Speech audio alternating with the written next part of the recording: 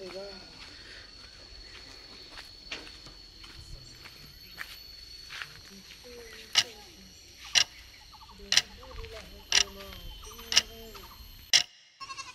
মোৰ অসমবাসী ৰাইজ আজি মই আপোনালোকক টংলাৰ পৰা মাত্ৰ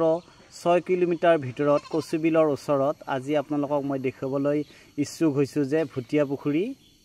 মন্দিৰ আৰু ভুটিয়া পুখুৰী মন্দিৰ জাগ্ৰত মন্দিৰ এই মন্দিৰটোৰ বিশেষত্ব যিখিনি আছে মই আপোনালোকক ক'ব বিচাৰো ইয়াত আপোনালোকে এটা খুব সুন্দৰ এটা পুখুৰী পাব আৰু এই পুখুৰীটো আজি নহয় বহুত যুগ যুগ ধৰি এই পুখুৰীটো এনেকৈ আছে আৰু ইয়াত সুন্দৰ এটা পৰিবেশ আছে আৰু পুখুৰীটোৱে যেন কিবা বহুত পুৰণি কালৰ কথা বুজায় আৰু কিবা এটা অনুভৱ কৰায় তাকে চাব কাৰণে সকলো মানুহ ইয়ালৈ আহে আৰু ইমান ধুনীয়াকৈ শান্ত এই পুখুৰীটো যেন একোৱেই নাই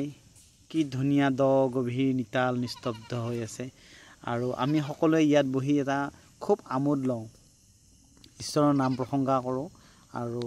তেওঁৰ নামত আমি কি হৈ যাও মিলি যাও বিলীন হৈ যাও আপোনালোকও ইয়ালৈ আহি খুব এটা শান্তিৰ পৰিবেশ পাব আৰু আই থিংক আপোনালোকে ইয়াত আহি এটা বেটাৰ মানে